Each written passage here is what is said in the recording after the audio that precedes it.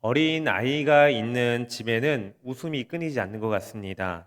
아이의 어떠한 모습을 봐도 사랑스러워 보이고 예뻐 보이는 것이 바로 우리 부모님들의 마음이 아닌가 싶습니다.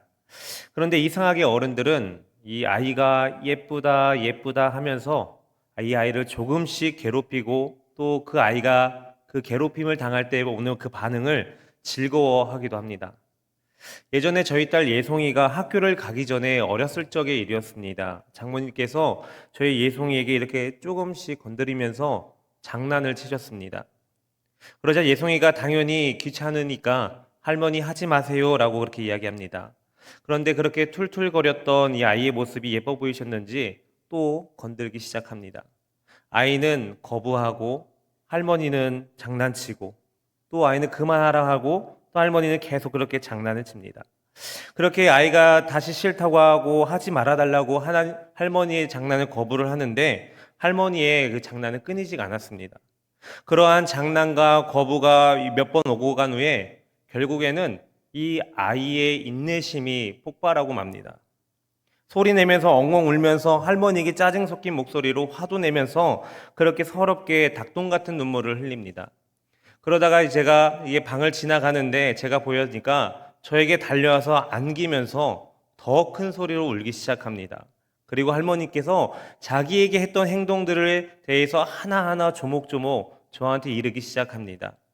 그래서 저는 아이를 달면서 저 또한 장모님에게 장난조로 이렇게 얘기합니다. 아이 어머님 그러시면 되겠습니까? 예송이가 얼마나 서운하겠어요? 라고 그렇게 예송이의 편을 한번 들어줘 봤습니다.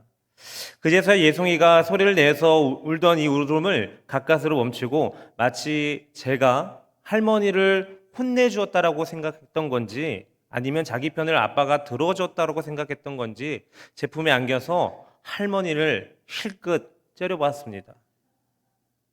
여러분, 이러한 모습은 하나님과 우리 성도들 사이에서도 비춰지는 모습인 것 같습니다. 하나님은 우리가 죄를 짓거나 악을 행하면은 우리에게 징계를 하실 수 있습니다.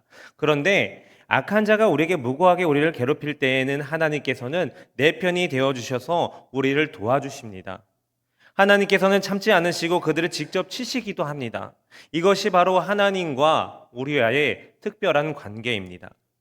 하나님께서 우리에게 늘 말씀하시기를 우리가 하나님의 그 말씀을 붙들고 순종하기만 한다면 우리의 어떠한 어려움이 있다 할지라도 책임져 주시겠다라고 말씀하십니다. 그래서 우리를 저주하는 자를 하나님이 저주하시고 우리와 함께 싸우려고 하는 그 자들과 맞서서 하나님이 대신 싸워주시는 것입니다. 오늘 본문 말씀은 이렇습니다. 본 시가 다윗에 의해서 지어진 신걸은 분명하지만 이 시가 언제 어떠한 배경에서 쓰여졌는지에 대해서는 명확히 알 수 없습니다. 그러나 이 본시 전반에 나타나는 이 추격자의 손길에서 건져주기를 탄원하면서 배신자의 악행을 고발하고 자신과 원수 사이의 최종적인 공의의 판결을 간구하는 이러한 내용을 비춰볼 때 다윗이 집요하게 자신의 생명을 노렸던 이 사울에게 쫓겨다닐 때를 배경으로 하지 않았는가 그렇게 추정해 보고 있습니다. 당시 이 사울 주변에는 이 다윗을 모함하는 간신배와 사악한 인간들이 많이 있었던 것 같습니다. 다윗은 극한 소외감과 처절한 절망감에 휩싸여 있을 때 하나님만이 자기 자신의 유일한 보호자시고 대변하시는 분이라는 사실을 확고하고 이 본시를 지었을 것입니다. 이러한 본시는 무고하게 쫓김을 당하며 생명을 위협받는 다윗의 깊은 고뇌와 절규가 어울려져 있는 비탄시입니다. 혹자 어떤 사람들은 이 본시 가운데서 악을 행하는 원수들의 진멸을 간구하는 내용이 발견된다라는 점에서 이 저주시로 분류하기도 합니다. 그러나 원수에 대해서 징벌보다라는 이 자신의 억울한 심정을 격정적으로 분출되고 있으며 하나님의 공의의 실현에 의해서 구원을 탄원하는 내용으로 주로 이어졌다는 점에서 비탄시로서의 성격이 더 강하다라고 볼 수 있습니다. 이러한 본시는 오늘날을 살아가는 이 세상 가운데서 온갖 비난과 모함과 억울함을 당하고 살아가는 우리 성도들에게 크나큰 유안이 되는 시가 아닐 수가 없습니다. 우리는 이 시간 가운데 고난 중에 있었던 다윗이 하나님의 도우심과 이 보호를 호소하는 이러한 본시를 통하여서 우리가 살아가고 있는 이 세상 가운데서 우리는 어떻게 하나님의 도우심을 구하며 삶을 살아가야 되는지 함께 말씀을 통해서 나눠보겠습니다. 먼저 첫 번째로 우리는 어떠한 어려움과 고난이 온다 할지라도 하나님의 언약의 근거에서 기도를 통해 도우심을 구해야 됩니다.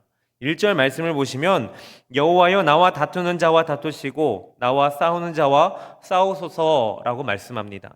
지금 다윗은 하나님께 자신을 대신해서 이 자기 원수들과 싸워주기를 호소하고 있습니다. 다윗이 이처럼 하나님께 자신을 대신해서 이 자기 원수들과 싸워줄 것을 호소하고 있는 것은 다윗에게 원수들과 싸워서 이길 만한 힘이 없다라는 것입니다. 다윗이 도망자의 이 신분일 때 겨우 이 다윗을 따라다녔던 사람들은 400여 명만의 그 무리가 함께할 뿐이었습니다. 그리고 이들 대부분은 사회적으로 소외되고 가진 것 없는 힘없는 자들이었습니다. 물론 다윗에게 있어서 군사적 능력을 가진 사람이 없지는 않았지만 이들만으로는 도저히 사울의 세력과 대항해서 싸우기는 참으로 어려운 상황이었습니다. 그러므로 다윗은 이 자신이 감당할 수 없는 이 싸움 가운데서 직접 나서지 않고 하나님께서 나서주기를 그렇게 간구하고 있는 것입니다. 이렇듯 악한 자가 정당한 이유 없이 성도와 싸우려고 할 때 성도는 하나님의 개입을 호소할 수 있습니다. 왜냐하면 하나님과 성도는 이 포도나무에 달린 포도 열매처럼 연합되어진 존재이기 때문입니다.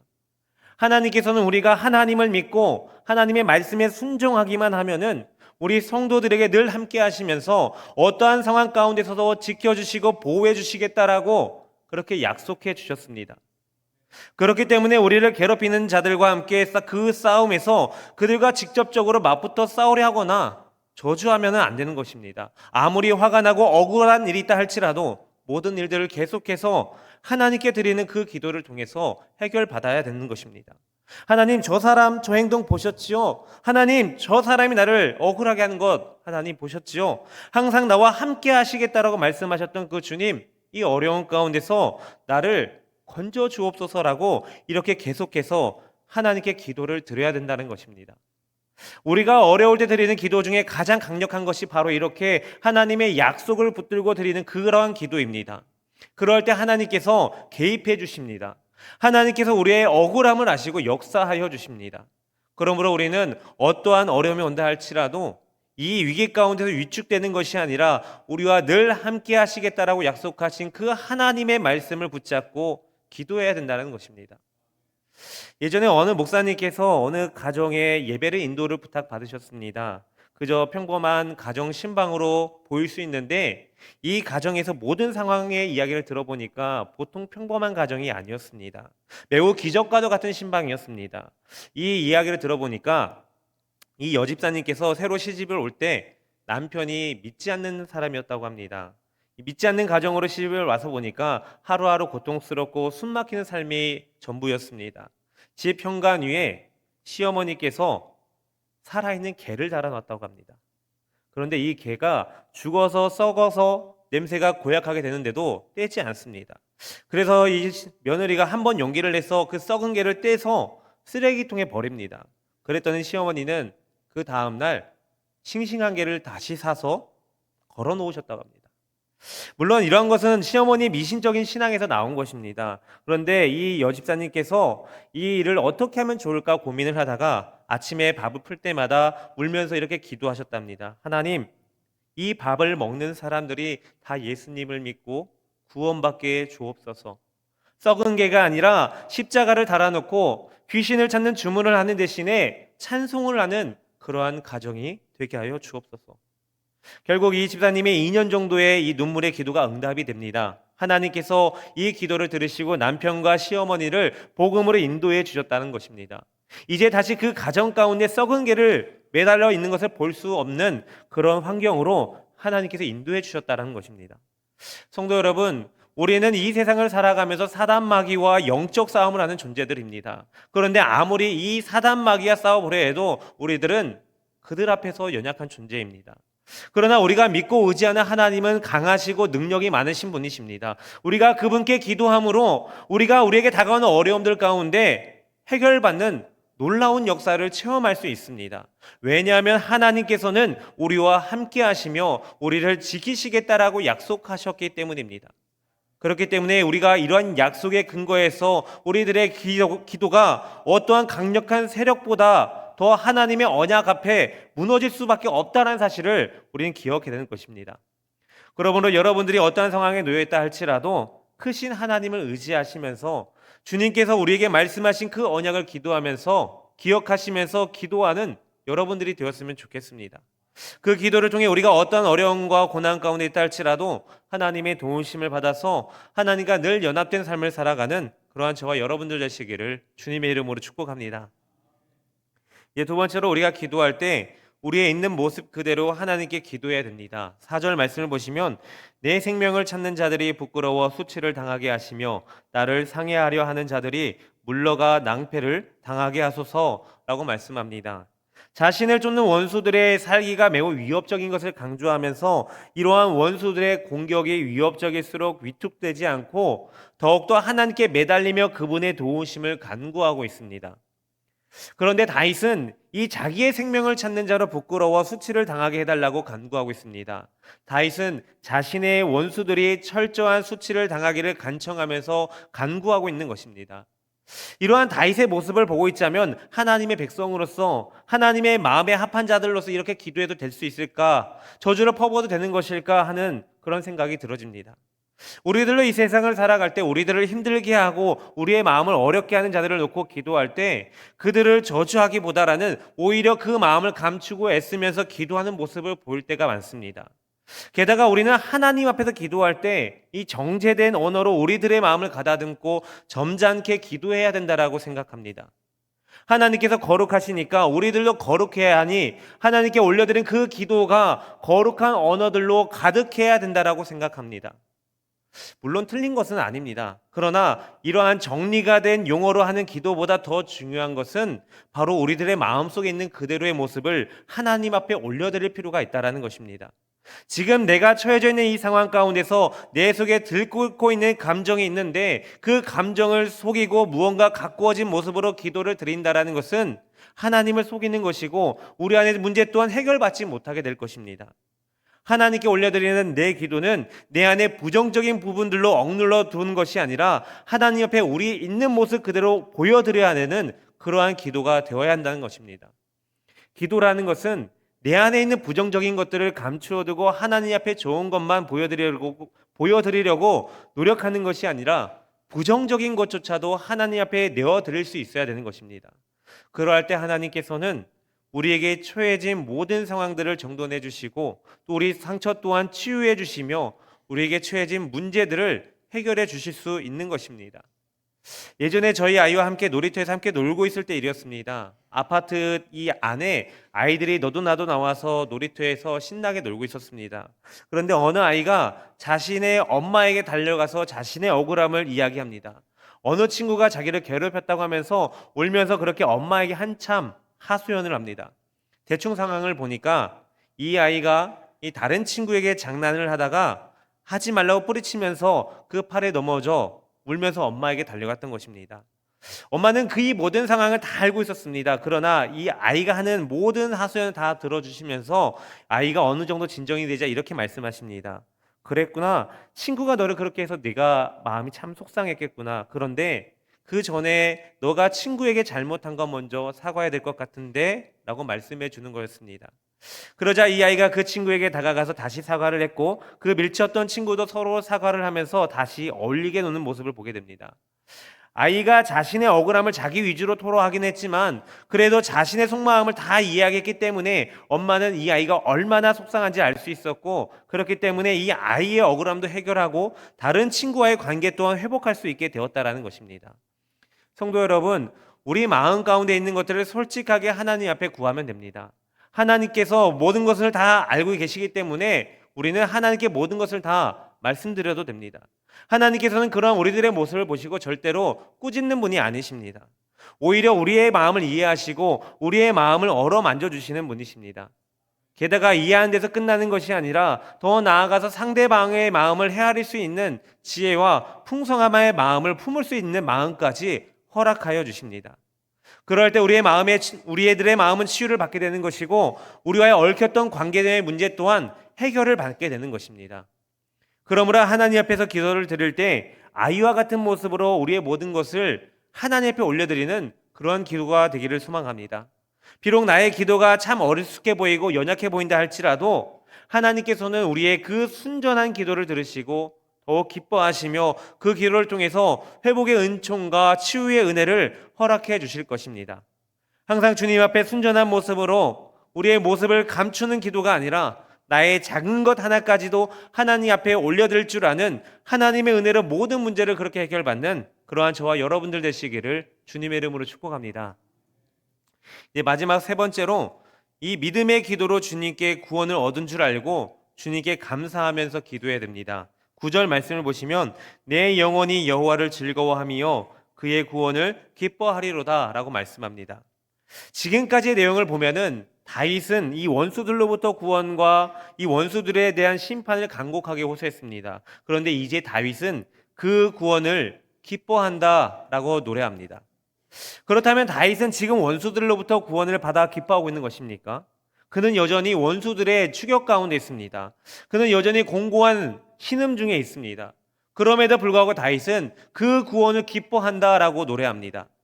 다윗이 그 구원을 기뻐한다라고 고백하고 있는 것은 그가 믿음의 눈을 들어서 하나님의 미래적 구원을 바라보았기 때문입니다. 다윗에게 있어서 이 미래에 있을 하나님의 구원의 역사를 이미 이루어진 것으로 볼 수 있는 믿음의 눈이 있었다는 것입니다. 그렇기 때문에 그는 대적자들의 추격 가운데 있었지만 하나님의 구원이 이미 이루어진 것을 인식하고서 그 구원의 기쁨을 미리 노래하고 있는 것입니다. 이처럼 믿음의 눈을 가지고 장래에 일어날 일을 미리 보고 말하는 것을 선치적 신앙이라고 말합니다. 성경을 보면 믿음의 선진들이 이렇게 선치적 신앙을 가지고 고난 중에도 구원을 노래하며 기뻐한 사실을 알 수 있습니다. 사실 이 믿음이라는 말에는 선치적 신앙이 내포되어져 있습니다. 왜냐하면 믿음은 하나님의 약속이 이루어질 것을 믿는 것이기 때문입니다. 다윗은 하나님이 공의로우신 분이라는 사실을 알고 있었습니다. 또 자기를 의뢰하는 의인들을 지키시고 구원하시는 분이라는 사실을 알았습니다. 뿐만이 아니라 하나님은 당신에게 부르짖는 자의 간구를 들으시는 분이라는 사실을 알고 있었습니다. 그렇기 때문에 그는 아직 공고한 가운데 있었지만 하나님의 구원이 이루어질 것이라는 사실을 조금도 의심하지 않았던 것입니다. 그리하여서 그는 아직 이루어지지 않는 구원을 마치 이미 이루어진 것처럼 여기고 그 구원을 기뻐한다라고 노래하고 있었던 것입니다. 여러분, 경주마와 일반 말의 차이는 매우 큰 차이가 있다고 합니다. 특히 챔피언 경주마의 혈통을 가진 말은 일반 말들에 비해서 500배 정도 비싸다고 합니다. 왜 그러냐?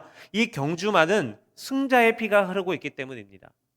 경주마의 혈통을 지닌 말은 성장을 하면서 성격이 다르고 눈매가 달라지고 움직임의 민첩함과 기질이 달라진다고 합니다. 바로 이 승자의 혈통을 가지고 있기 때문입니다. 우리들의 신앙도 이와 마찬가지입니다. 우리는 하나님의 자녀들입니다. 세상 사람들과 혈통이 다르고 유전자가 다릅니다. 평소에는 모르지만 문제를 만날 때 경주마와 같은 야성이 나타납니다. 우리 그리스도인들은 예수님의 유전자의 피가 흐르고 있기 때문에 믿음의 눈을 들어서 하나님께 초점을 맞출 수 있다는 것입니다. 그래서 문제를 만날 때 바라보는 눈이 다릅니다. 세상 사람들은 문제를 바라보면서 환경 가운데 무너집니다. 그러나 우리 그리스도인들은 하나님의 능력을 바라보며 환경을 지배하는 자들이라는 것입니다. 성도 여러분, 믿음의 눈은 모든 것을 초월하게 됩니다.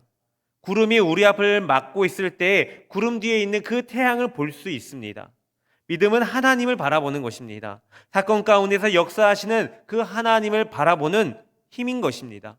아무것도 보이지 않는 어둠 가운데서 홀로 서 있는 것 같을 때에도 이 믿음의 눈을 가진 우리는 절망하지 않습니다.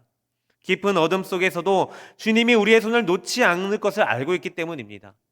믿음의 눈을 바라볼 때 우리는 장애물 너머에 있는 주님의 축복을 발견하고 기뻐할 수 있는 것입니다.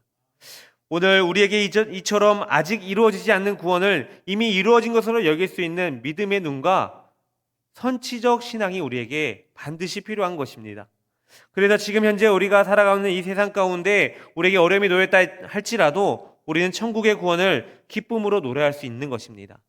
하나님은 우리에게 분명히 천국 구원을 약속해 주셨습니다. 이 약속은 반드시 성취될 것입니다. 왜냐하면 하나님의 말씀은 신실하여서 반드시 성취되기 때문입니다.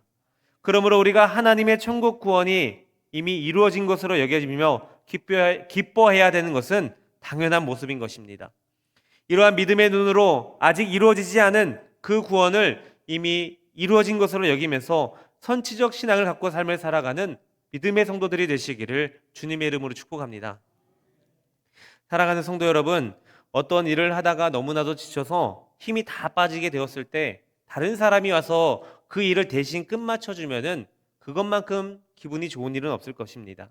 나의 힘만으로 실패할 수밖에 없었을 텐데 그 사람의 도움으로 실패하지 않고 끝마칠 수 있다는 것은 매우 우리에게 힘이 되는 일입니다. 예를 들어서 야구를 보다 보면은 투수가 힘이 다 빠져서 도저히 공을 던질 수 없을 때 그러한 판단이 서게 되면은 구원 투수를 내보내게 됩니다. 이 구원 투수가 끝까지 게임을 잘 마무리해서 이기게 되면은 팀은 승리하게 되고 이 먼저 던진 투수도 승리 투수가 됩니다. 그런데 우리가 하나님의 일을 하다가 더 이상 감당할 일이 없을 때 하나님께 기도를 드리면 가장 강력한 구원 투수를 우리에게 보내주십니다. 바로 예수님입니다. 예수님은 어떤 문제도 다 이길 수 있는 분이시고 또 어떤 환경도 뛰어넘을 수 있는 분이십니다.